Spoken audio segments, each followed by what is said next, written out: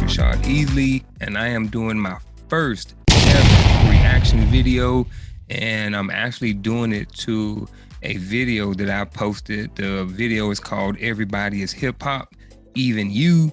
So go check it out at the Uncle Junior Network YouTube channel, and let's get right into it. What's up, Dr. Easley? You, Uncle Junior, how you doing today, my brother? I'm doing good, man. Let's jump right into it, man. I'm gonna bring up the clip, man, and then we're gonna start watching it, and then pause it and get right into it. You cool with that? Yes, I am, my brother. All right, bet. All right.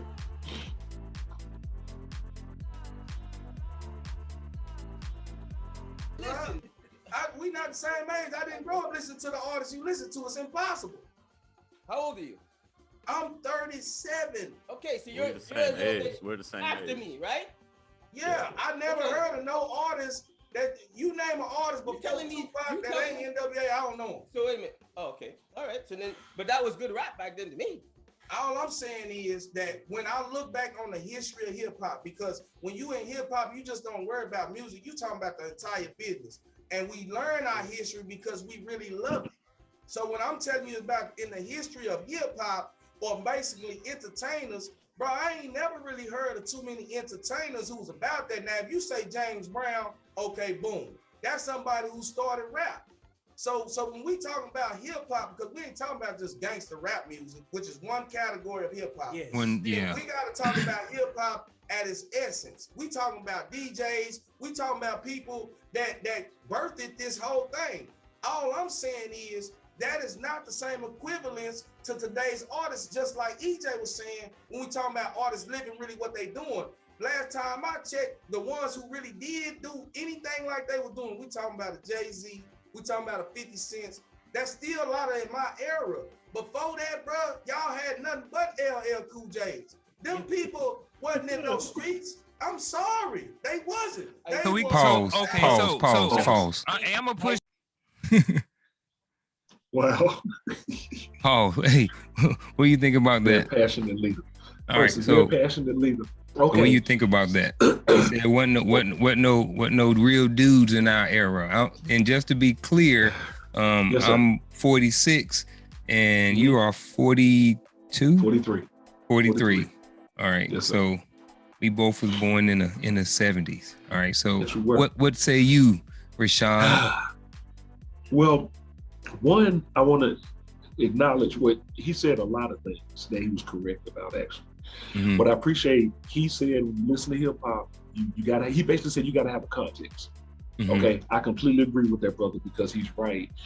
But when he was talking to the brother Antoine, and then when he mentioned NWA and said he didn't know artists before NWA, Mhm. Like, which I'm going to say for me, which is fine, I would probably want to add context to that, Mhm. right? Because hip hop was around before NWA. You know what I'm saying? Yeah. You wouldn't have, if you had hip hop, you wouldn't have NWA. Yeah. So I think that one of the things to, be very mindful of, especially if people were saying that, I don't know anything about it before then, you probably don't know because you haven't done enough research. Mhm. And you don't know if you only are listening to the mainstream and what's big right now. You see, if NWA is who you know, then there's a reason, in my opinion, that NWA for a lot of people is what they know. Even though I love NWA, I grew up on them. I came from a Christian family. We could not listen to hip hop that had cursing. Well, we couldn't listen to music that had cursing. Yeah, me neither. Okay. All right, you see. Yeah. So NWA for a lot of people was kind of like that rebellious group to listen to, because, mom and dad, or mom or dad, or mom and mom, dad and dad, wouldn't allow you to listen to it. Mhm. So that's the first issue that I had with that. They said, I don't know anything about it before, but it's all good. But then he said, all y'all had back then were LL Cool J's. And I love the clip when you show LL on the Nike commercial. Yeah. You remember that? The fact that I remember that. Yeah. We up there. Oh, yeah. No, I was just saying we exactly. up there. We born in the 70s. So I will say this real quick, just to kind of give my background. So you kind of know where I'm coming from. So I was raised in, 2-parent, Christian household, and I wasn't allowed to listen to R&B and rap and anything with lyrics, consecutive music. So when I got to high school in the late 90s, early 90s, is when I first really got exposed to like R&B and hip hop and rap music. I think my first album I listened to was probably The Chronic, and my first CD that I bought, or first tape I bought, was Doggy Style by Snoop Dogg. You know what I mean? Right, so okay. I missed all the 80s and the late 70s and, even the late 80s stuff. I missed all of those. I missed all the 80s. As far as rap and everything like that, because I got into it so late. Even when I got into it, I got into the R&B first, and then went to other rap and West Coast rap and different things like that. So that's just a little bit about my background as far as how I got into hip hop in the first place. So. No, I like that. Well, see, we got kind of similar. Now, I had both my mom and my dad, but I also had my mom's parents. My dad's parents had passed before I was born, so I had both my mom's parents, who are both ancestors now. But so in their house, we only listen to gospel. Okay, we only listen to gospel. But at my mom and dad's house, they had parties. They listened to Motown, they listen to R&B, but they also only listen to gospel. Okay. I mean, they also listen to gospel, excuse me. Yeah. When hip hop started blowing up, neither one of them would listen to hip hop. You see? So I had to sneak and listen to hip hop. Luckily for me, I had older cousins who would send me music or who would bring me music. So like, I heard Sugarhill Gang before I was 7. I heard LL Cool J before I was 7. The first rap song I learned, and I would have been 9 years old, would have been Koo Mo Dee, Wild Wild West, because that came out in 1987. That was the first hip hop record that I actually learned. But there were so many other artists, that came before then. So then, just going back to what what the younger leader said, because he's not young, he's just younger, like Cluren than us. Like to say that you just called on to NWA means that you would have missed Public Enemy. You would have missed UTFO. That means you missed De La Soul. That means you see, I keep going, you missed Rakim. And, Eric B and Rakim. I'm sorry, because back then, remember, it was a group. Yeah. We were in groups. It wasn't one artist alone, usually it was a group. That means you missed Run-DMC. That means you missed the Beastie Boys. That means you missed Roxanne Shonte. That means you missed MC Shan. That means you missed the Sugarhill Gang. That means you missed all the Grandmasters. Man, that means he missed, oh my gosh, he missed, who was another one of my favorites? He missed the Fat Boys. Dude, so that means if he only heard the NWA, he don't know hip hop. Because he don't realize all the groups that came before. And if he don't know DJ Kool Herc, he should never say that again. Because that's the godfather of hip hop. And even though I'm from the South, I'm from Alabama, I could tell he's from there too. Don't ever say you know anything about hip hop if you don't know anything about Caribbean music, because that's technically where it came from. It's all about finding the break. See, so that's the thing. So I love hip hop. My fake first group that I listened to that cursed were the Ghetto Boys. You said fake first group. My first group that I listened to that cursed were the Ghetto Boys, or was the Ghetto Boys. A mind playing tricks on me. Scarface, Willie D, and Bushwick Bill. And the reason I'm bringing them up, and then I'm gonna jump back because I want to address the comment about LL Cool J. LL was one of their influences. And they were the first rap group out of the South. Who was? Scarface was one of Scarface. Where are they from? Scarface, Texas. Houston. H-Town. Scarface is one of Ice Cube's influences. See that? You said NWA. You see? So then you got to know your history. And then don't forget, Too Short was the first rapper off the West Coast. So you can't say NWA if you don't say Too Short first. See, that's why I love being older now, because I realize that he's right. You need to know the context to it. So now I want to address that thing you said about all y'all have with LL Cool J. LL Cool J is one of the toughest rappers in the game. LL Cool J is known for whooping a man's ass for breaking into his house a few years ago. There's a reason why gangsters don't F with LL Cool J. So he said, all y'all had with LL Cool J's. Now let's get some context. Well, what was LL Cool J? LL Cool J was from Queens, New York. You know what Queens, New York was back in the day and still is now? It's parts of it are known as the hood. Pretty dangerous. Other groups came out of Queens, New York. Groups like Run-DMC.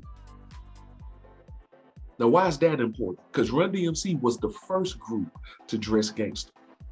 The first, or they're known as the first group to dress gangster. Why? Because all the other hip hoppers were trying to dress like funk, dress like the rock and roll people. He mentioned James Brown. He said James Brown was one of the people who invented rap. I would agree with the way he said it. Not literally that, but with the way he said it, because James Brown is known for inventing funk. Okay, and James Brown made every instrument a drum, and was the bass instrument in hip hop, the drum. But if you don't know anything about Black history and African history and Caribbean, then you will forget the drum has been a part of our whole existence from the beginning. So you can't talk about, so the problem with people today who want to talk about hip hop is that they probably can't talk about other genres of music, because they know hip hop. Hip hop is technically the most stolen genre, if you will, because it pulled from so many other genres. Now back to LL, and I'll be quiet and ask my brother, Uncle Junior, if you have any questions. The reason why the game had a bunch of LLs is because the game had real rappers back then. Those rappers were real. Those rappers came from the street. Rappers back then who came from the street understood that you were stupid if you only talked about the street. See, those rappers understood that wasn't nothing in the street for you but trouble. So when they got involved in the game, they showed respect to the street, but they were trying to get out of it. That's why LL never bragged about coming from the hood, even though he was from there. That's why KRS-One made an album called Criminal Minded. Criminal Minded, explaining why we think about crime. That was before NWA. You see that? And they listened to him. So anybody who likes the thug music now, anybody who likes the gangster music now, anybody who likes the hard hip hop now, if you've never listened to LL Cool J, Ghetto Boys, A Tribe Called Quest, De La Soul, Wu-Tang Clan, and I would say Digital Underground, you ain't listen to all of them before you get to Tupac. You don't know nothing about being the thug music, and you don't know nothing about hip hop, because all of them influenced Tupac. The problem now is that we're still living off of the poor demise of what happened to Tupac. The way that he got killed, the fact that he was the first rapper to lose his life the way that he did. And when he did, he was the first. I didn't say he was the first rapper to lose his life. He was the first rapper to lose his life the way he did, in the public eye, getting shot. After him, who was next? Biggie Smalls. And those two have had so much controversy and conspiracy BS around their deaths since 1996, 97 for the last, 27 years. Man, it's been that long. It's been that long. Dude, Pac died in September 1996. It's been 26 years since we lost that king. Dang. Which means Biggie died 6 months later, which means it's been 25 years. And we still talk about them. See, I think that their spirits are restless because we won't let them go. We still talk about them brothers like they did. We need to let them brothers go. We need to release them. I don't even talk about Pac and Biggie much, in my own personal life, because I don't need to. But everybody else who brags about it, I'm like, be careful what you brag about. Now, don't get me wrong. I'm not trying to diss their legacy. Those men influenced me too. I'm not gonna lie to you. Did I listen to Ready to Die? Damn right. Did I listen to every Pac album? Yeah. Tupacalypse Now, Stricken from a Niggas, Me Against the World, All Eyes on Me, Machiavelli. Those are albums he made when he was alive. Everything else is just what everybody else pieced together. Ready to Die, Life After Death. Everything else is what everybody else pieced together. So I was alive when those two records were made. But you shouldn't be talking about Biggie if you don't want to talk about Super Cat, and if you don't talk about Uptown, the label that Puffy worked for before Biggie came out. Super Cat, you talking about like, who you mean Super Cat? The Jamaican Super Cat. Yes. Go back and look up the soundtrack, Who's the Man? That's when Biggie first came out. Party and Bullshit. Does Biggie have Allen? Does he have Allen roots? Yes, that's where Biggie is from. Biggie's Caribbean. I thought so. Biggie's family is from Jamaica, just like Busta Rhymes. The Busta Rhymes family is from the Caribbean. Most of those rappers up there in New York, that's where most of their families, especially those who came out, most of their families were immigrants. They came over here and started making this music. So the way he said that about LL was an insult, but the only thing he realized what he said is actually a compliment. See, we were fortunate to have LLs back then because we had intelligent rappers who were coming out. See, LL graduated from school. Chuck D did too. Ice Cube did too. See, I prefer to listen to people who actually did finish versus those who say don't. Don't get me wrong though, because education is not our savior, especially European education. That is not our savior. So I would never tell anybody, go and get degrees and go and do all of that on. He said that about Cool James. I don't think he didn't realize that was actually a compliment. I'll say this I'm getting a lot long, whatever. No, I'll say this and I'll shut up for Red Garfield. Sugarhill Gang. He should go back and look at what label put them out. Okay, Furious 5. He should go back and look at what those men were doing before they were rappers. Okay, and look at what many of those people were doing and why people were mad at Run-DMC when they came out. Because Run-DMC changed the game when they put on the leather and they put on the shoes and they put on the hat. Why? Because they were dressing like drug dealers. They were the first to do that. LL Cool J followed behind them, wearing the Adidas suits and everybody before them, and the Kangos. But everybody before them were dressing like George Clinton. You see, trying to be like Parliament Funkadelic. You see, because they were trying to dress like those superstars. They were trying to dress like that. But guess what? A lot of those guys, in particular women too, guess what they were? Gang members.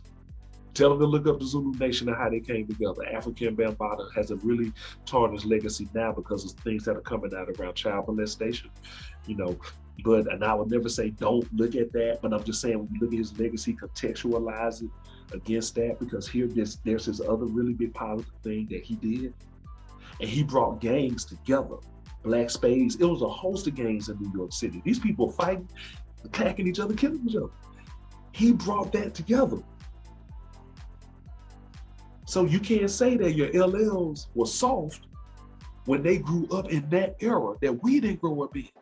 You can't say that, okay? If you don't know how Queens was back in the 80s, if you don't know how the Bronx was burning, man. Buildings were burning in the Bronx. So illegal owners could collect money. They burning black people out of their, and brown people out of their buildings, and poor white people. They in the Bronx where hip hop was created. In Queens, I had family in Queens, man. They would tell me you couldn't go outside at a certain time of night. And that's where LL is from.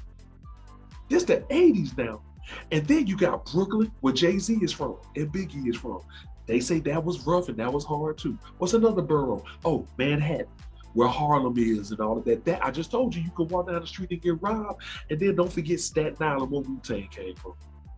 That was the city though. So if all we had were a bunch of LL Cool J's, in my opinion, we had the real rappers. This generation, y'all got the phones.